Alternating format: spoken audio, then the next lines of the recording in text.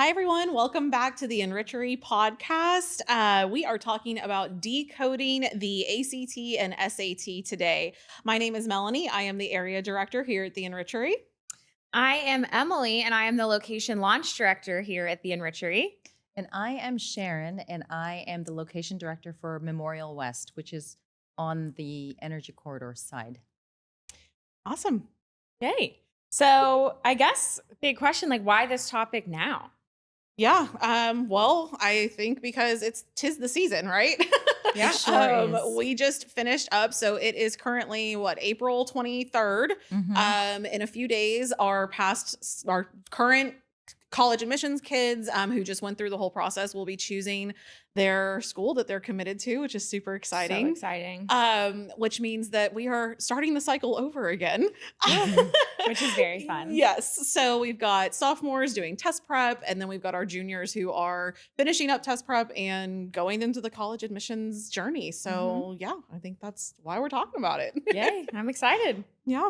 So what will parents learn from our talk today? Yeah. So we're going to talk a little bit about what to expect with the SAT, what to expect with the ACT. There's been some big changes with the ACT. But then we're also just going to talk about kind of the logistics of both, what to choose.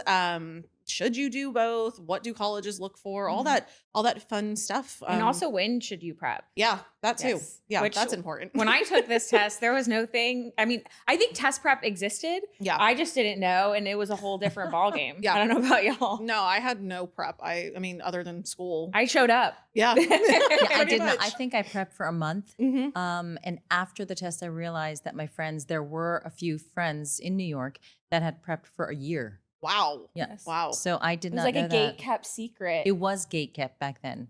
And so there was, the internet was not as filled with all these test prep options. So I remember thinking I was a little bit behind.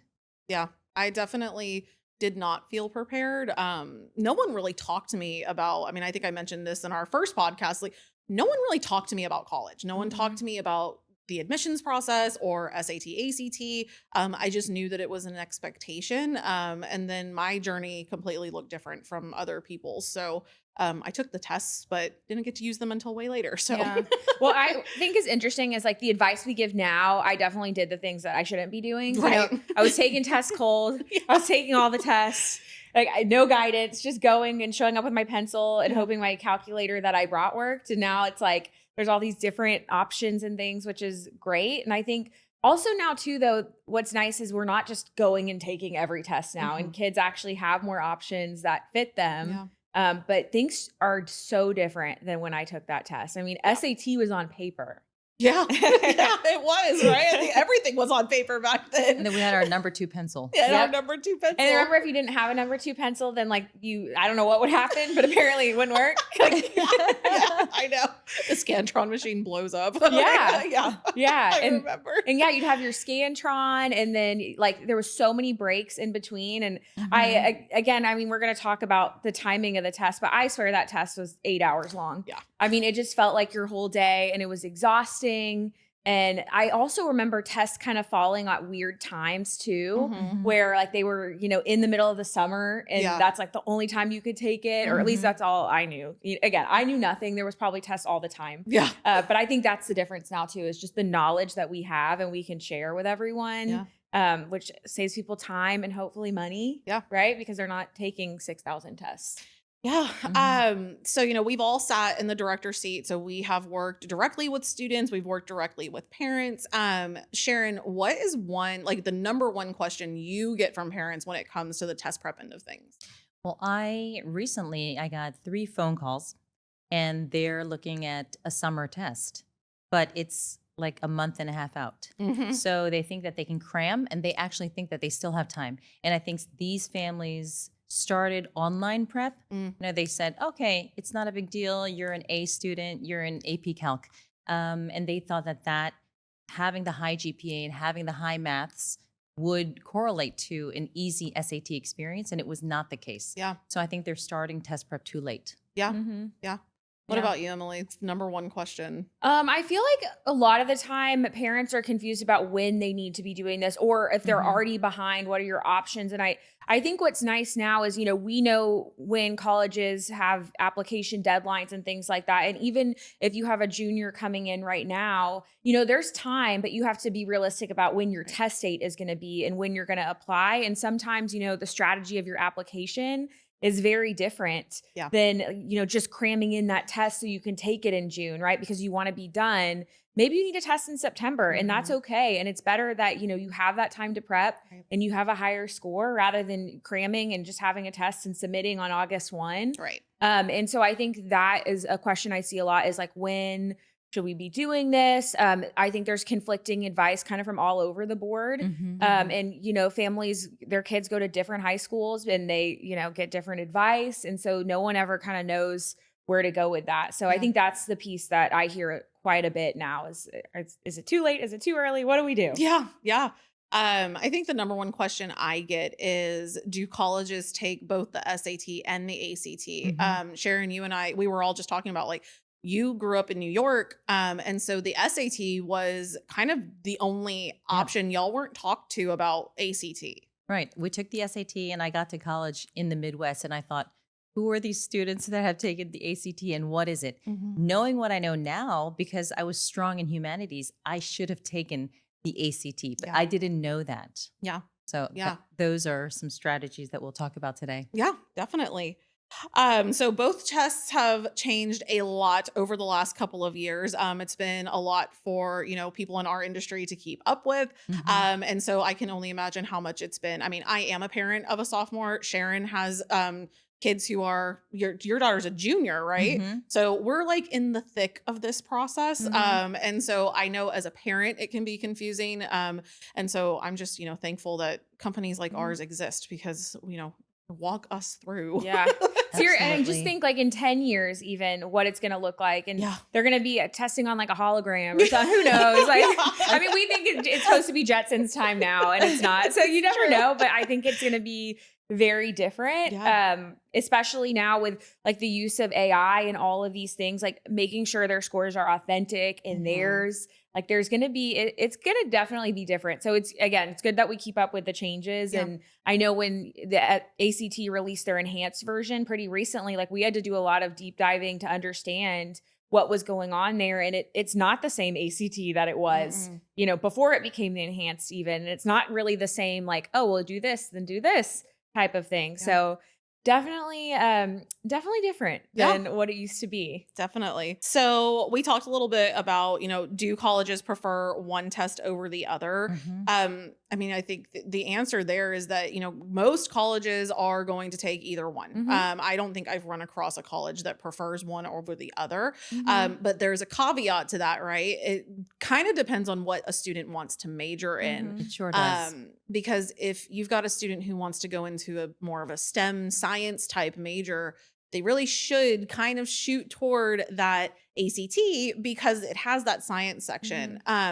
But I think another caveat to that is that normally students who want those STEM majors tend to be students who don't do well with the humanities end of things. So that's definitely tricky. Yes. And what's interesting though, is I have a biomedical science degree. I'm technically kind of like that STEM side of things, but I was more like a humanities geared STEM person. So I did really well on the ACT because I was good at reading, writing. The science section, it was interesting to me, so I did well. But again, the math wasn't, my favorite thing. I would say, an engineering-minded brain is maybe more SAT if they're kind of have that math-heavy side. So it definitely depends. But I guess the good news now is colleges, don't need both. Right. Right. And that's what was a misconception I had growing up, is that they needed both and to submit all of them. And that's not necessarily the case. It's like prep for one that you're going to be good at and like really commit to that and build confidence in that test, because like you're going to waste time, trying to prep for 1,000 different things. Right. Exactly. So I think another, we talked a little bit about parents coming to us with certain questions. What do y'all say to a parent or parents who want their students to focus on both? That's always a fun one.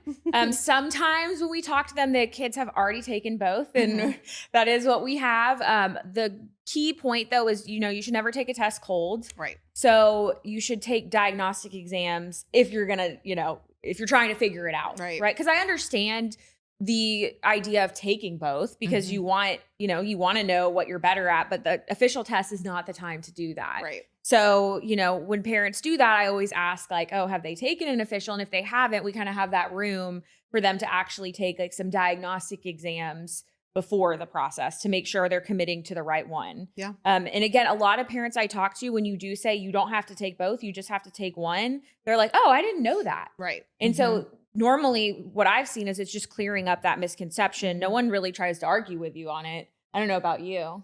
And I think for me at Memorial West, we just see that they will come in and they won't have a preference, right? So they'll just say, oh, they sat for the SAT at school. So we'll look at that test grade, and then we'll also say, you know what, why don't you come in for a diagnostic? So at the Enrichery, we'll have them come in for one diagnostic for the ACT, and then a week later do another diagnostic for the SAT, and compare those.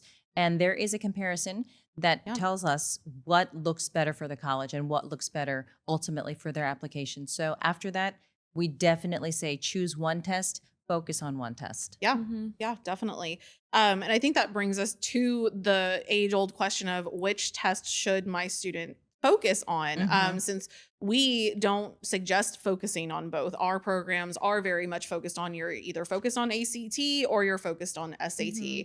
And so when we're looking at those diagnostic scores, we're not only looking at the scores. I also explain to families, we're also taking into consideration how that student felt about the test, because the formats are different. The content, while essentially the same, is broken down differently in each test. And then you have, we'll get into the logistics of each test, but you have the adaptive part of the SAT, and then you have the science section of the ACT, and the scoring's different. So it's a very large conversation, unless it's just blatantly obvious that, this kid scored a 1200 on the SAT, but got a 17 on the ACT. That's kind of, that's a more straightforward conversation. Yeah. I think it's hard to, when you're like looking at their scores, if they're scoring equivalent in both, you have to look even deeper on the score report, because, in the past, we'd always say ACT Humanities, SAT Math, but there's nuances to that. SAT has a specific, more algebra focus. ACT Math tends to be kind of more overarching, and then the English sections look a little bit different. Yeah, sure. So with, those scenarios, when it's not just one score blows the other out of the water, we do have to look a little bit closer to make sure that we're picking the right tests for them. Yeah. Which is, again, super, super important, right? Because we want them to have the test that fits, but also the test that's going to make them feel the most confident. Right. Right. And I think at the end of the day, that confidence piece of it is everything. If a student's not confident in the test, they're not confident in themselves, and it's going to showcase in those scores at the end of the day. So we also talk about, we kind of touched on this a little bit, the major that the student is focusing on. We have students who come to us and want to major in all sorts of things. And that does play a part in it, because if you are going toward one of those more STEM sciencey majors, it is a good idea to have that science section on the ACT. Absolutely. Yeah. But then, if you're going toward like a liberal arts degree where you want to be a writer, that ACT actually will look good as well, because it's heavier reading. There is that English section. SAT is, a little lighter on the reading. So yeah, it's definitely, every student is different at the end of the day. At least we know both are accepted by colleges. Yeah. But I know that this past season, there were maybe like just over 1 million students who took the ACT. Yeah. And this is the first time that we hit over 2 million nationwide in SAT testing. So it's gone back over 2 million since COVID. It's the first time. Interesting. So it's also indicative of what colleges are looking at. Test scores are really coming back into focus. Absolutely. Well, colleges are finding that a lot of students aren't college ready, right? Because they went, they had a test optional or test blind, which we'll talk about. And they're just finding that, the kids, it's not what it used to be. And so a lot of schools are getting rid of that test optional and all of those things. And, it's hard on the kids. But at the same time, it's good because they want to, you know, going into college, you want to be ready for the school that you're getting into and going to, and you don't want it to be this big surprise. So I think it's really important that it's coming back, but it's definitely very different because it's also going to be a different strategy. Right. And now that more kids are taking it, those, you know, middle 50% scores are going to start looking really different for some of these universities too, because, you know, there's certain schools where they're saying their average is a 1,500, but that's a test optional school. Right. And so the kids that are scoring that are submitting that. But now there's not, you know, with everyone bringing tests back, that's not going to be the same game. Yeah. And I think to Sharon's point, I wonder if we are seeing more students take the SAT in this last couple of years because of the changes on the ACT. I think those changes have really tripped students and parents up. I know it was, you know, when we all found out about it, we all kind of looked at each other like, wait, what? Like you're doing what to it? Like, and so it takes a minute and it's almost, it's a little tough to explain to parents how that score is broken down and what that science score means and things like that. And, you know, we'll get into that. But, and then to your point, Emily, I also wonder if schools are starting to bring back tests required because students are so competitive now. These kids that we see come in have amazing resumes. They have amazing things that they've done in and outside of school, outside of their grades. These colleges need something solid to say, this is the student we're going to take over this student because they scored XYZ on this test. Absolutely. Yeah. And it, you know, all students are not a test score. Right. And so like, I think that has been the beauty of the test optional side of things. I think it allowed, you know, students that maybe weren't the best testers to be able to shine in other ways. So that's going to be something that's going to kind of go backwards in my opinion, you know, as schools start bringing more of these tests in. But then again, this is why it's so much more important now to, you know, do the test prep and be prepared and, you know when to submit scores versus not submit scores and all of those pieces, because it's going to it's coming back into the process. So those are things that we just have to be ready for. Yeah. Yeah. I think the most important takeaway for families is, you know, do the diagnostics, figure out which test works best, and then commit to it, do the prep for that specific test so that your student's ready. Yeah. And also something too with like the committing, you know, I have a lot of families, and y'all have heard this probably too, where they come in and they're like, yeah, we're testing in June. No specific reason other than like, that's the test that was signed up for. And sometimes it's better to, you know, take that late cancel fee or reschedule fee and move it to give your student more time to prep. And so that's something too, you know, I think being open-minded about your target test date is really important. That's why, again, we, you know, do diagnostics first, and then we decide what your target date is from there. Because if you just come in and you're like, I have to do this test next month, like you're limiting your options in terms of the prepping, the ability to absorb the content as well. And so that's something too, like that you got to be a little bit open-minded about that. Yeah. I've also seen some mothers come in and they say, oh, I've scheduled my child for the June, July, all these tests. And I have to stop them because they're going to experience test fatigue. Yes. They're going to be exhausted. They're not going to be happy to prep for college. So I think reframing, that is our job at the Enrichery, reframing and then helping them, guide them to like a later test date. You know, because a lot of times it's just arbitrary. Like they're going to June, they're going on a family vacation, or they have to be in Myrtle Beach in July. So they have to have all the testing done versus, oh, my child actually doesn't have to apply in August. So let's shoot for the September 12th SAT plan. And what we do at the Enrichery is we work 16 to 18 weeks backwards from that testing. So we're planning ahead, we're looking at that curriculum, and we're really getting them test ready. And that has shown the best results. Yeah. That test fatigue though is so real, because I remember when I was doing all my testing, again, I had no prep, so I had no prep fatigue. But I had test fatigue. I want to say I took the ACT, and then the next weekend I took the SAT, and then the next, you know, period of tests rolled around and I did the same thing. And it was just like exhausting. And by the last, you know, ACT or whatever test I took, I was so over it. And I just didn't want to take it. And again, at that time, I'm sure I submitted every score to every school because I had no idea. That's what we were told to do. Yes. Yeah. And I think that's something that we definitely warn parents against is like, you know, there is that little checkbox when you're registering for the test. that says, send the scores And to the it's free. schools and it's free. Don't do it. Don't do it. it. Because, and it's not even because of the student, right? Like you might know that your child is going to go in there and do well, but it might just be an off day. What if the AC is broken in the building you're taking it in? What if there's like construction? You don't know what is going to happen.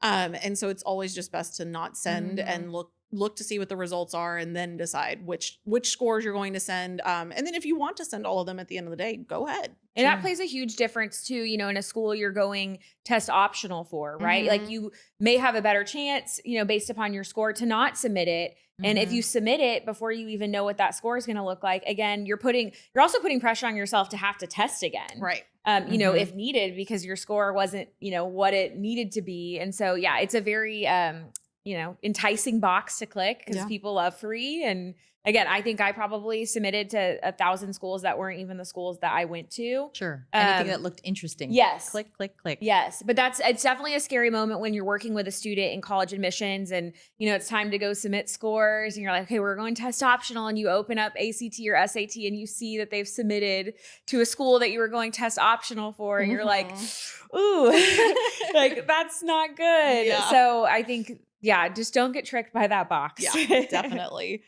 Okay, so let's get into the nitty gritty of both tests. So the SAT today looks way different than it did even a few years ago. When I came onto the team almost 3 years ago, SAT had just transitioned to the digital format. So as I was, training and doing all of my, fun director things, our behind the scenes, everyone was getting our curriculum geared toward that digital SAT. So what does it actually look like now? Well, now fully digital. Again, when I took it, you brought your number 2 pencil, you brought your calculator. Now you don't have to bring a calculator because it's embedded in the system. Yeah. So that's really nice. But you have to bring a laptop. Yes. With your Blue Book app installed, right? Yes. And so there's that software piece of it. Definitely more digital. Now, it's what we call an adaptive test, which is really interesting. I feel like that would have caused me to panic a lot. But yeah, pretty much, with adaptive tests, there's your math section and you do a certain number of questions. And once that time expires, you then move on to the next module based upon how you did. Yeah. Which is, we didn't have that option. You were finished the section and then you were done. Right. Yeah. I think that is something that I talk to students about, especially students who have test anxiety, because that adaptive nature of the SAT can be really nerve-wracking.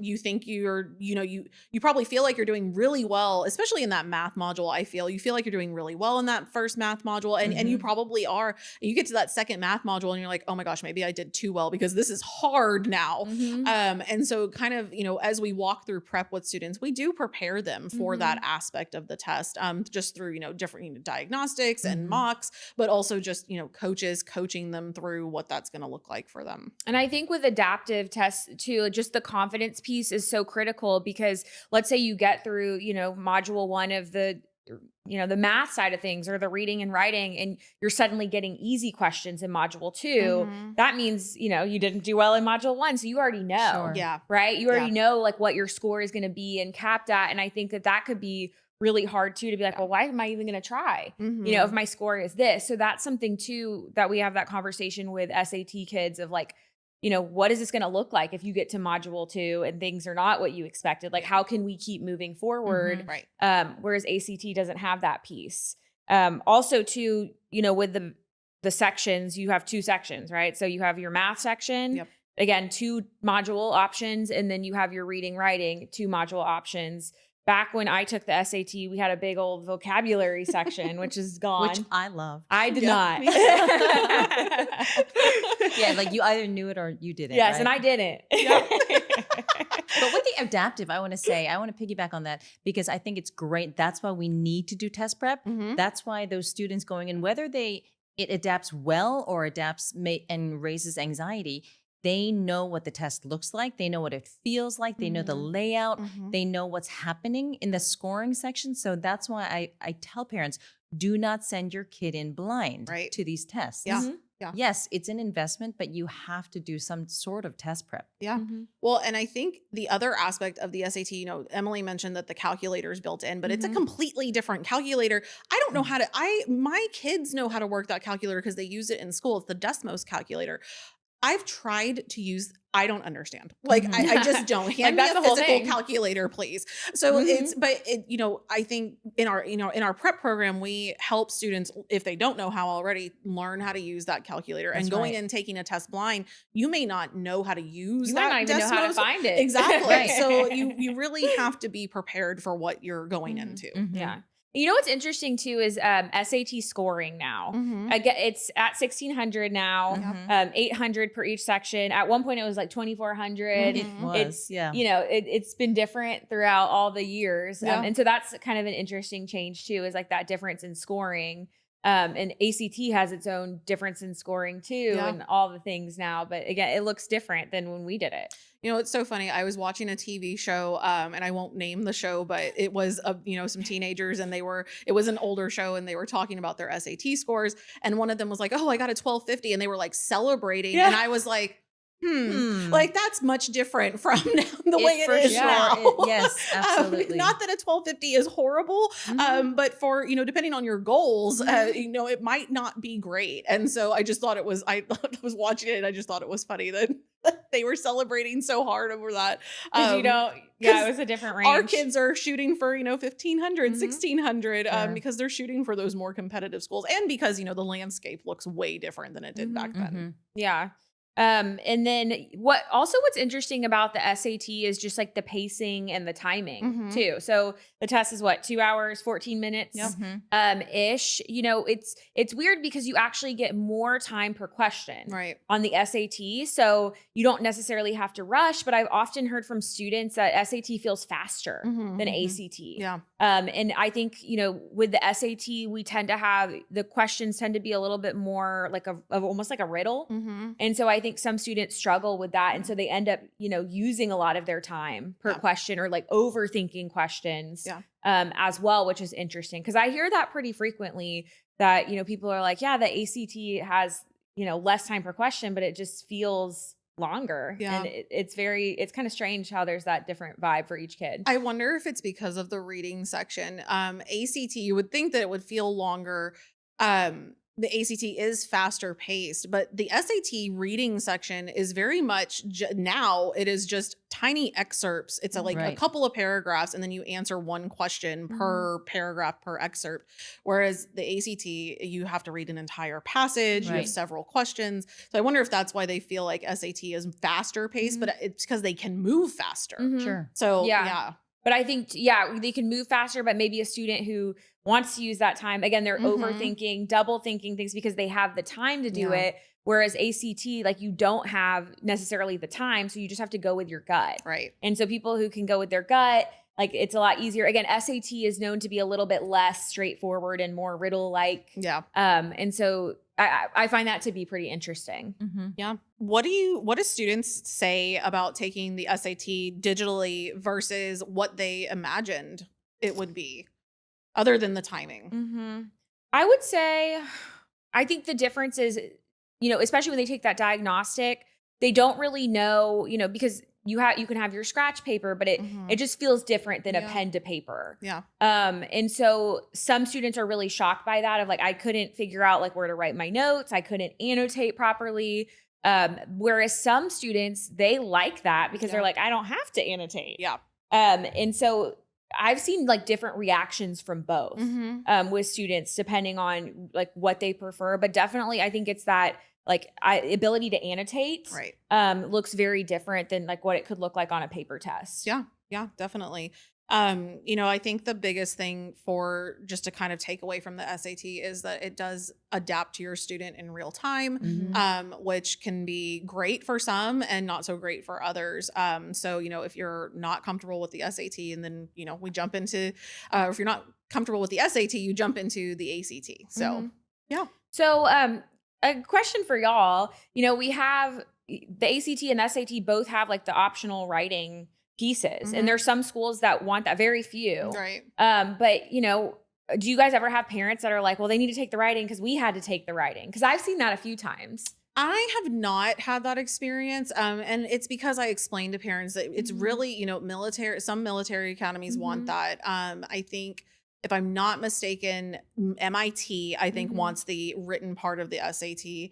But it's not very often that, if students aren't shooting for those schools, then I typically will just tell parents, it's not necessary.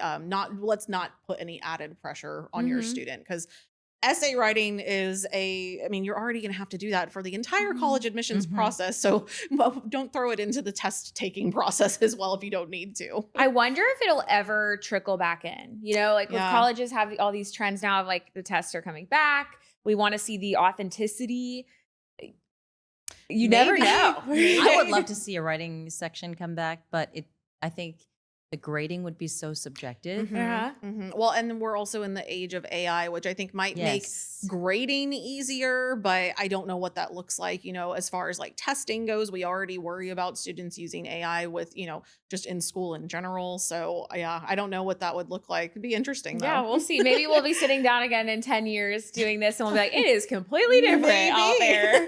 Well, in terms of like parents saying, I want my child to take this section, which is optional, I've only heard that for the ACT. So if a parent is saying, hey, I know the science section is optional, but I want my kid to take it. And I think that's actually smart if they're going to go into STEM. So at that point, I will, defer to the parent. Yeah. Of course, the kids are thinking, do I have to take this optional section? But, any of that quant data can help you. Yeah. Yeah, definitely. Well, speaking of the ACT, so, even since we talked last time with our first podcast, we talked about the college admissions process, and we've really since then kind of dived headfirst into the new changes of the ACT. And we're seeing how students are responding to it now. And I think that was the piece that was missing a while ago for us, was just, how are students responding to this new test? And what is that looking like as far as the landscape of college admissions? So it's had a major glow up lately. And so who wants to break it down? Well, something that's really interesting before we even dive into the differences. I remember back in the day or whatever, ACT was supposed to be the easy test. Yeah. Yes. And now you hear kids coming back from it and they're like, that is not the easy test per se. Now it, leans to their certain strengths and things like that, but it's not like that same thing that it used to be. Yeah. And the same criteria it used to have. But what I will say about the ACT, the beauty of it is the fact that like a pen to paper type kid can still do that. Right. So, the ACT does have that paper piece. They have their digital piece now, which adds an even, another decision for students to make. Yeah, definitely. And I think what was so kind of jarring and interesting to me was that they took that science section out and made it optional. Which then my first thought when I heard it was like, what does that do to your composite score? How does that work? So now you have to do even better on those other 3 sections to get your composite score where it needs to be.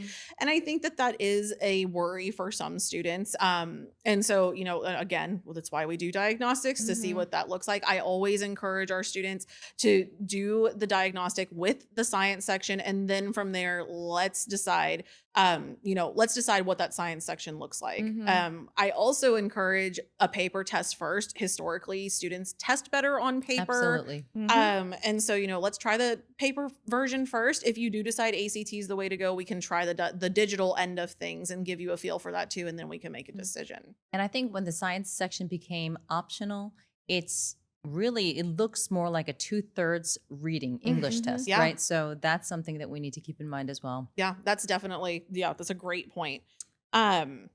So the max test score for ACT is 36. And, compared to the SAT, I think that's where a lot of families get confused. It's just kind of like, how does that equate to, a 1600 on the SAT? And then when you throw in science section being optional, it's just, it just goes back to it. You have to try really, really hard on those English, math, and reading sections to do well and get up to that 30 to 35, 36 range. I do think it's interesting now, though, that the science isn't part of that main score, because I have seen students test and get like a 36 on the science, but maybe, score poor in another section. And it's such a bummer. Yeah. And I mean, it, creates this beautiful STEM score, but it doesn't help with the composite anymore, which is a little bit frustrating. Yeah. And I can understand like why, you know, we're giving them the option to pull the science as well. But that's sometimes hard for people to stomach, is knowing like I did so great on this and it's not helping. Yeah. My composite score, which could definitely be frustrating. Yeah. Yeah, definitely. And I think there's something to be said. I think of one reason students don't want to take that optional science section is because that adding that section adds time to the test. So ACT is, you know, with the science section, it's 2 hours and 40 minutes long. It's 171 questions. It's a very fast-paced test compared to SAT. But without the science section, it's only 2 hours and 5 minutes. So students are like, well, why would I take a longer test? Just like give it to me without the science section. But, you know, it's where you have to weigh your options and figure out what are your goals, because that's what we really need to tie this to. Right. And I will say the ACT tends to, you know, favor people who are good, strong readers, because you have, again, it's quick pace. So everything is kind of presented in like a passage form, whereas SAT, everything is like little bitty blurbs. And so that's something too, like your reading speed really does matter in that piece. And I will say students, so, you know, if they're taking the paper, they like it because they can annotate in the passage and they can go back to things. It's pretty quick in that regard.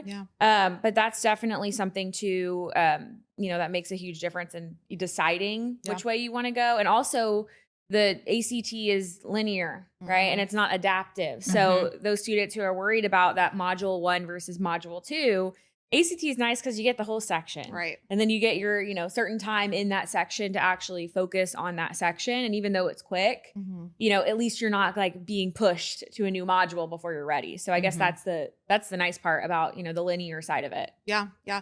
And I think that when ACT went digital, that was also a question on, I mean, it was a question on my mind. I know it was a question on parents' minds of like, well, does that mean that that test will be adaptive as well? And so what I usually tell parents is like, no, the test is, whether you take it digital or paper, you know, they literally just take that paper test and put it on a digital format. It is what it is. It doesn't move along with your student, which can be comforting to some because, you know, again, it is what it is and you're seeing what you're seeing, feeling what you're feeling. Whereas SAT can kind of be a mystery until you get to the end and, you know, you get your score. I will say, you know, what we've noticed, at least this year, and this could change now that ACT is more enhanced, SAT scores tend to come back faster. So we see those SAT scores normally about 2 weeks. ACT, I did have a student, you know, when they first released enhanced, I want to say it took a month or maybe even longer. And so that is the one side of it that is a little bit interesting of like, you know, will that always be the case? Right. Or was it just the case because it was the first year that they've kind of switched to this process? But hopefully we can get them all streamlined. Now that everything's, you know, digital or Scantron, scan-in, it's like, let's get it to them tomorrow, right? Yeah, definitely. Yeah, that's a great point. So I think one thing that parents do ask us a lot, and maybe they don't even ask. I have some families that do know about super scoring, and then I have families who I'll start talking about super scoring, and they're like, "Wait, what is that? Like, I don't know what you're talking about." So let's break it down. Yeah. So in terms of super scoring, this is the ability to combine your highest sections together, which is kind of cool because it's like if you have a bad day in one section one day and then do really great the next, you know, it's helpful. So let's say on the SAT, you know, your first test, you get a 670 on the reading, writing, and then a 740 in math. So a 1410. And then you test maybe a month or two later and you get a 720 reading, writing, and a 700 in math. So that's a 1420.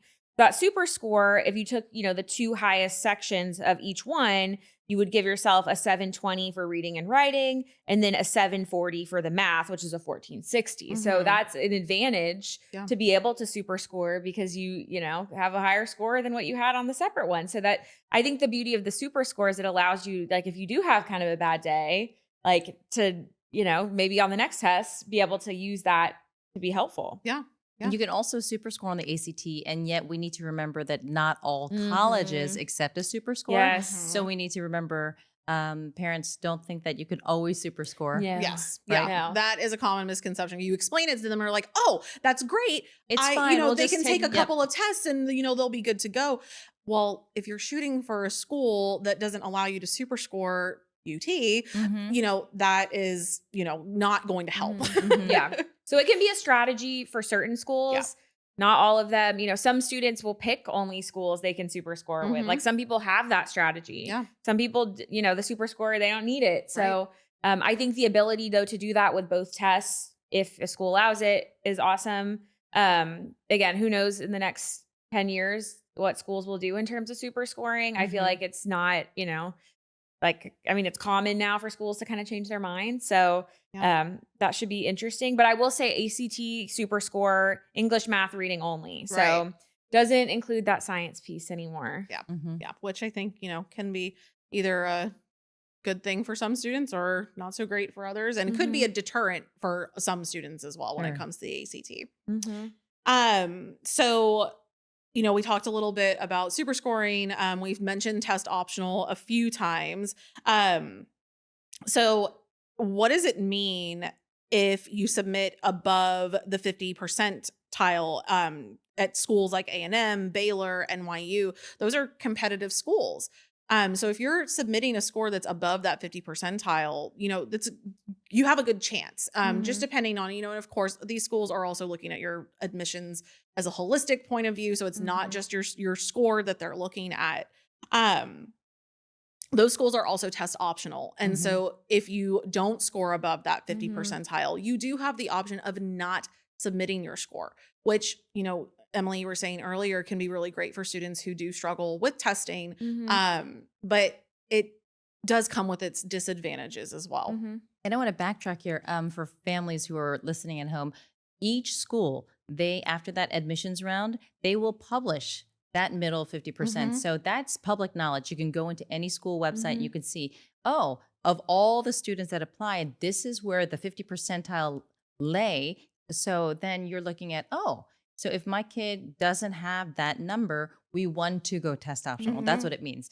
But if they have higher than that, they should definitely report. Right. So that's a strategy that we can help with. Yeah. And that's, I have, students that I worked with last summer where we went test optional for maybe half the schools on their list and we didn't for others. And we had to look up those percentages to make sure that it made sense.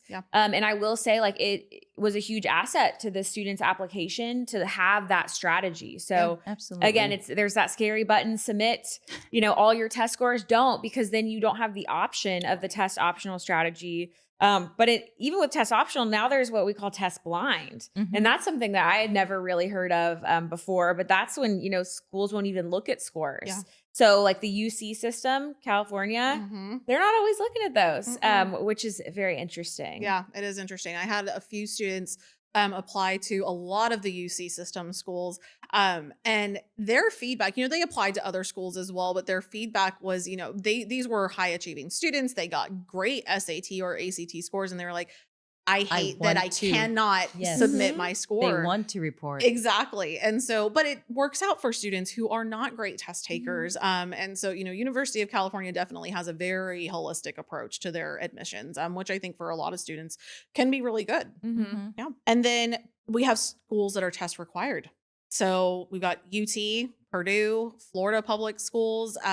Those are all test required. So you have to submit your scores no matter what they are. If you want to even have a chance of going there, you have to submit your score at the time of application.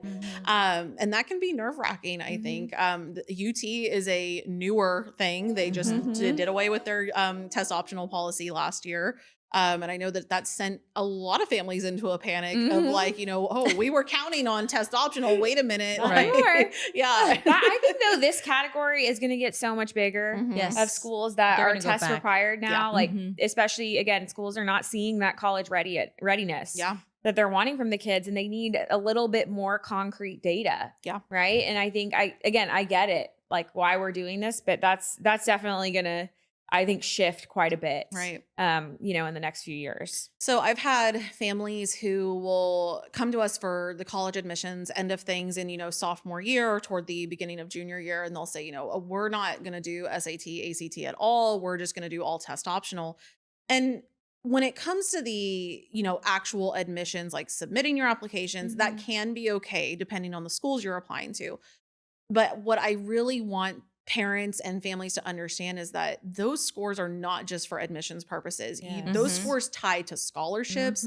They tie to your honors programs, things like that. So no matter what your case may be, if you're not a great test taker, it is important to get that prep, to take the tests, get your score, take it a couple of times, see how high you can get. There are students who plateau at a certain mark, Sure do. and a certain score. And so, if that's the case for you, that's fine. But we need to be able to submit a score for those honors programs, for those scholarships, especially those scholarships, because let's face it, college is insanely expensive for a lot of families. Yeah. And I guess that's the, the beauty of having the scores, like those students that are applying to the UC schools, right? That are like, well, I want to be able to submit this 1,500 or above. Right. Like I should be able to. And this is the opportunity to do that in terms of like the scholarship piece, Exactly. which is very, very important. Some of these schools are super expensive. Yeah. And so that's, a really helpful thing. And even, I've seen some scores that, weren't the highest score in the world, but the student still got, some merit-based aid from that. And so it's so important to have those test scores, especially even if you're going test optional or test blind, because it opens some doors to opportunities for students, which, getting in is great, but the realistic part is how much is this going to cost? Right. Yeah, definitely. Okay. Well, we have talked through a lot about just the differences in the tests and things like that. So we here at the Enrichery, we help students through this process, either with test prep and or college admissions, just depending on the family's journey.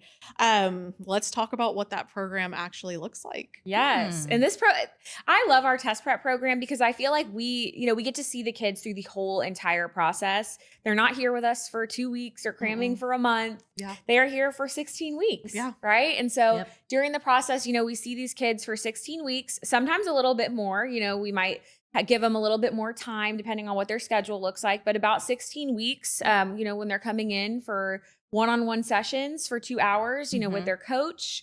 And we're getting to learn a lot about them and see their testing behavior change throughout that process. So that's kind of my favorite piece of our program. Yeah. And I think I like it because it's individualized. You meet the same coach every week. They learn how your child tests, what their anxiety source is, and, what they're lacking, because if there are more than 20 sections on the SAT that they're testing, your child may just be lacking in algebra 1 or the data analysis piece or trig. So I think working with that one coach, that's where our coaching service really works well. And they're working 16 weeks. They go back. They have 2 to 3 hours of homework every week. And we could see online what they're doing when they log in, how fast they're working through that homework. And then, sometimes I get those calls from dads. My child doesn't seem to have enough homework. Add we more. Can get more. Yes. So we can add that. We can track that. They come back.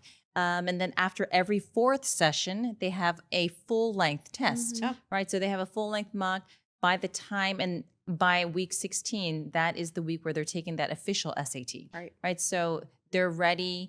I think they know how to pace at that point, right? And that's where we see the best results. So we don't want to see, I think part of our job is to reframe when parents come and say, I have a test in 2 weeks. Help my kid cram. That has not shown the best results. So our 16-week program, I agree, Emily. I love it. Yeah, so do I. It really gives students a chance to see what that test looks like. But the ideal time really, because our program is 16 weeks, and because it is very individualized and we want to spend a lot of time with that student, getting them used to the test and that format and just what to expect and the strategies. We focus on strategies too. So it's not just the content, but we're teaching students like timing. We're teaching them those executive functioning skills that we focus on so much at the Enrichery. And so, the ideal time for students to start test prep is the summer between 10th and 11th grade. Yes. Because they have that time during the summer. Of course, students have, travels and families. I was actually joking around with 2 separate pairs of parents this past week that, the last couple of summers of high school, while you would think that those need to be like the fun and, we're cramming in family vacations, those are actually going to be kind of boring summers because you are prepping for pretty much the most important decision of your life. And so, no pressure. No pressure. but you're really, those 2 summers are so important because that summer between sophomore and junior year, you are getting ready for that test, you're prepping. And then that summer between junior and senior year, you're getting ready to, you're writing your essays and you're getting ready to go through that application process. And, I think it's great that we have students prep so early because then they have ample amount of time to take several tests if needed throughout junior year. It also gets them prepped up for that PSAT for junior year, which counts for national merit honor, or national merit scholarships, which is something that a lot of our students shoot for. So, and I think too, with test prep, because our program's so individualized, we start with those diagnostic exams to figure out what test is a better fit. We figure out target test date. We also, though, look at, has your student taken Algebra 2 yet? Or are they behind in terms of math? Because we want to be able to give them more time. Do they need a little bit of pre-test prep? Yeah. So do we need a little bit more help with content before we even jump into the process? Again, we want to make sure, their target test date is a right fit for them. So I think that that's a unique piece. And also too, like as we're going through the program, because we're working with students one-on-one, we're doing, the homeworks each week, we're checking in on that progress, we're doing the mock exams throughout, we can adjust to the student too. So if they're acing, the math section and getting everything right, but English isn't going well, let's, redirect and focus on like what your student needs rather than just like, this is set and this is what we're doing no matter what, because you have that beauty in a one-on-one to be able to make those pivots and adjustments, whereas you can't do that in a group. Right. Yeah. And, I think that is something I just commend our coaches so much because, we as directors, we look at that diagnostic score and we do dive into their scores and just, if we see something that's amiss or something that we do need to reach out to families for. But those coaches are the ones that are really digging into that data and seeing, and they're not only in their mock test, but in their homework as well. Right. They're digging in and they're saying, okay, this student spent 20 minutes on this 40 question homework, that probably wasn't enough time. We need to, adjust timing. We need to focus on a timing strategy. But then what did they get on that homework? Did they ace it or did they just rush through it? So, I think it's funny when students are like, oh, you can tell that? Like, yes, we can. Yes, we can. You spent 1 minute on your homework. Yes. We know that you did not absorb that. You did your homework 10 minutes before your session. Like, we know. Yeah. So I think we can jump into just some most common questions from families. So I'll read and then you two can answer and then we'll kind of rotate. Yep. So Emily, if a parent came to you and asked, what if my kid is strong in both humanities and STEM?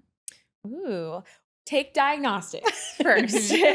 Don't just go take the officials. That's my first piece of advice because there's so many little nuances. Again, ACT used to be, you're a humanities person, go for it. If you're a math person, go for SAT, but there's different types of math on each test and there's different types of English sections on each test. What do they want to study? Do they want to go into the science field? Do they want to be an English major? Those are all the things that kind of go into both of those pieces. And so that's why, again, diagnostic is critical, as well as figuring out what are their strengths, truly like the deep down root strengths that they have, because that's what we want to, go for and do when they pick a test. So diagnostic first, always. Yeah. And when we say diagnostic parents, we're talking about like a practice test, the first test that we give them. And I think that's important because after that, usually the student will tell us, it's self-reported. They actually prefer one over the other. And they'll say, oh, this worked for my style and I never want to see this test again. So I think that's why that diagnostic practice test is super important. Definitely. And like just the confidence piece itself, like from session 1 to 16, I think the biggest thing that I've seen is just a student that comes in, maybe not even motivated, not confident. And then by 16, they've fallen in love with like getting a potential good score because they're like, I've had these different targets and they love their coach and they want to do well. So seeing like that confidence boost as well is important, but like picking the right test is so important for that too, because again, if they're feeling fatigued by a certain test, they're not going to enjoy the process of the prep. Whereas if they kind of like a style of the test, like they're going to see a better result and their confidence is going to boost as well for that test too. Yeah, definitely. And I think to your point, your earlier point, Emily, about like the STEM versus humanities and things like that, it also depends on what level, especially for the math.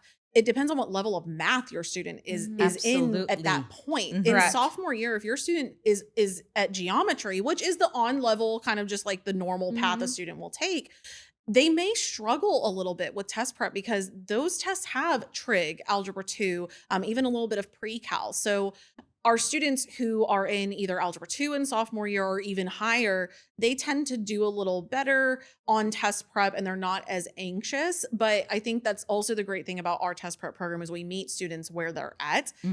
So we can get them to where they need to be. And then it helps, just in school in general, because if you're going into algebra 2, you've already had all this experience with it. It's not new to you when you start school again. And then for customization, I think it's great because if you were working with a student who is 1 or 2 years ahead in that academic math or AAC or honors or AP, they may have taken algebra 1 in 7th or 8th grade. And that's why that easy math piece, that foundational math piece is scoring low. Right. Right. So Got to we refresh. are able to, look at that and hone in on those skills as well. Definitely.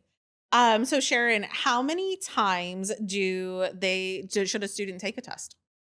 I would say not more than 2 or 3, Yeah. max 3. And if you're really thinking about you want to really be intentional about the prep, 16 weeks to 18 weeks between 10th to 11th grade, I don't see more than 3 tests. Yeah, I agree. I think typical timeline that we see for students who get started on time for us would be, maybe an October, November test in the fall, March, because they offer that March test at most of the schools. And then maybe a May or June test if you need it. At the end of their junior year. Exactly. Yep. And we don't want to really see any testing in senior year. Yeah. You can still, if you're, if you get a late start, if you maybe, tried prep on your own. I get a lot of students who, we tried prepping on our own and it just didn't work out. We need to get a little bit higher. And so, from there are options for seniors in senior year, but really nothing past September of that senior year because, early action deadlines are October and November. So we need to make sure we're meeting those. And I think there becomes a threshold for you may take a test a few times and your scores get better, but then you could, plateau and then you may start going downhill because you're fatigued and you're tired and you're like, I'm tired of sitting here on a Saturday and taking this test. And so I think it's, too, it's your quality, right? Your quality over your quantity, and do all the reps in the practice before the diagnostics, the mock exams, the homework, but let's just, focus on the big test on the day of and do it a few times and do it right. Yeah, definitely. Okay. So, this one is interesting. I feel like we work with a lot of students with anxiety, learning differences, but if a student has, testing anxiety, is there a test that one might, be better for a student with anxiety? Yeah. That's a great question. It very much is going to depend on the student and their strengths. I think that's the very first thing to look at.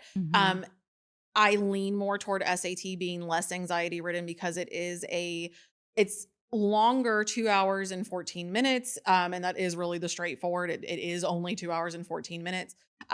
You have a little bit longer on each question, whereas ACT is crammed with all of these questions, especially if you add that science section in. You only have, I think we did the math a while ago, it was 35 seconds per question. So that fast pace usually for a student who has test anxiety is not going to go very well. But again, it just depends on what that student needs. And so we've had students who just really cannot get past a certain score, and it's because of test anxiety. So our coaches really work towards strategies when it comes to that. We here at the Enrichery, we do focus on executive functioning skills, which kind of toes the line into more of a therapeutic situation. And so our coaches are trained to be more mentors and say hey, you've got this. You look at how well you've done this far. The fact that you're even doing test prep, amongst your peers who may not be doing it is great.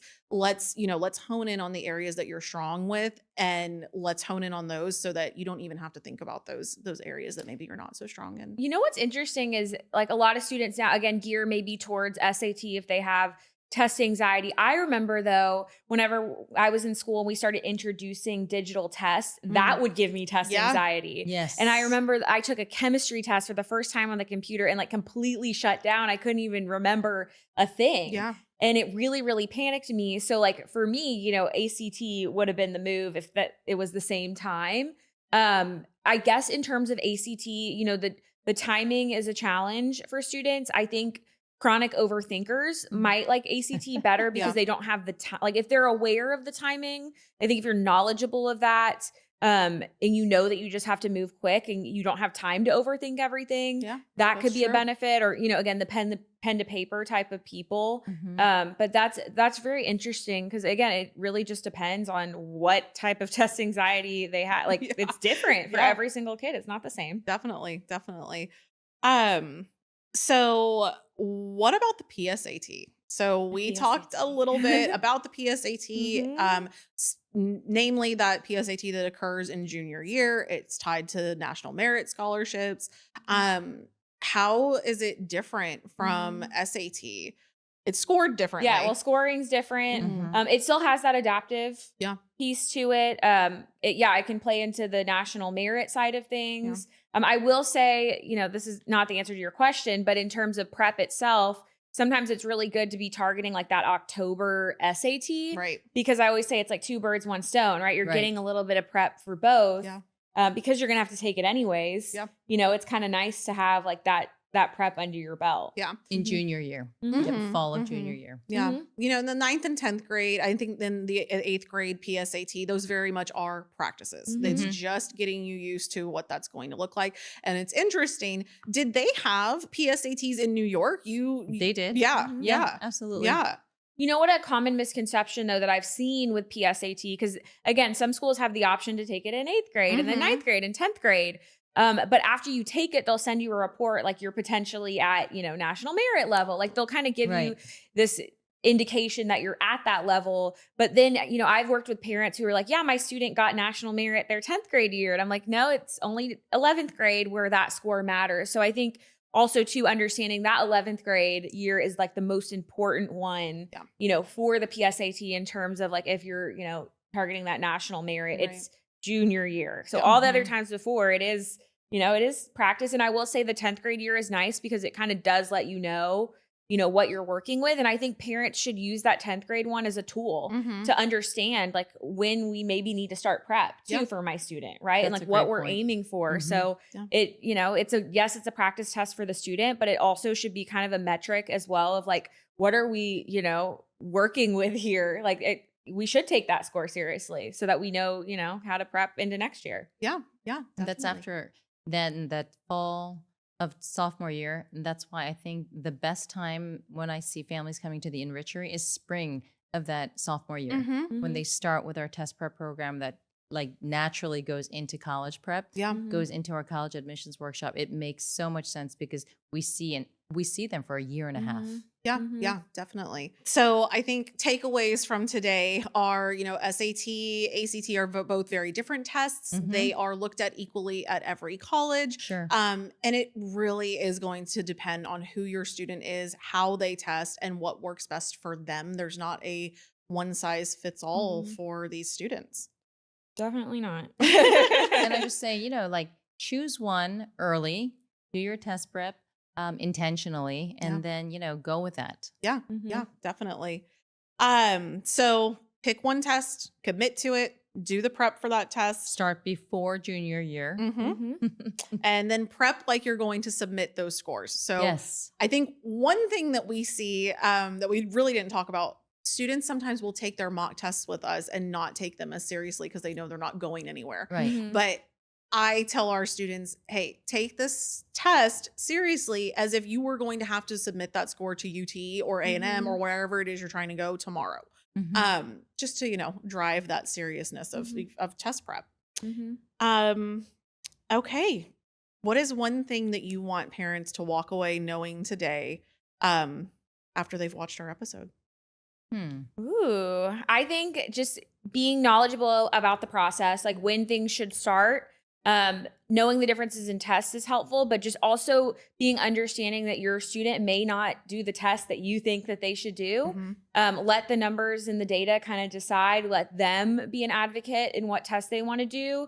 If they're an advocate for their tests, then they're going to believe in that test and they're going to prep well for that test and be confident in that. So I think this is kind of one of the first steps for students in like the college admissions journey And they're going to be in college all by themselves. So this is kind of the time to take the training wheels off and like let them, guide the answer to what prep we want to do with them. Yeah, And definitely. I think start your test prep, the intentional steps in 10th grade. Yeah, definitely.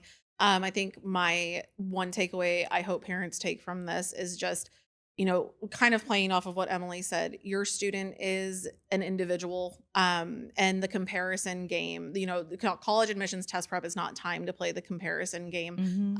Whether it comes to test prep, the schools your student is applying to, the major they're going into, this very much is their journey. As parents, Sharon and I are, as a mom, I want my children to do certain things, and maybe that's not for them. And so, it's kind of like Emily said, time to take the training wheels off, step back, and let them shine on their own, because they will shine. And something to consider too, we've been talking a lot about test prep and how, important it is to get good scores and all those things. There is more to the college admissions process. Yes. I think some parents do worry like, oh, my student's not a good test taker. What does that look like? And that's, the beauty of the test optionals. But even if it's a test required, like there's other things, their extracurriculars, their resume, all of those little things, their essays, right? Yeah. I've had students submit below the middle 50% test scores, but they had a great resume or they had an amazing essay. And so that completely changed the game for them too. Right. So that's something too, for people to take away. Like, yes, we want the best score for them. We want to give them the most opportunity, but also, there's a lot of pieces within this process that go together to, help your student find the right fit for school too. Yeah, definitely. All right. Well, thank y'all for coming with me today to do this. I always have fun doing our podcasts. Thank you so much, parents, for watching. If you have any questions, feel free to reach out to any of us. We have 7 locations in the Houston area. We are continuing to grow, and you can reach us on our website, Instagram, Facebook, and tune in next time. We'll be talking about the Berkman, as well as bringing in one of our partners and consultants to talk about financial aid and scholarships soon. Thank you, everyone. Bye. Bye.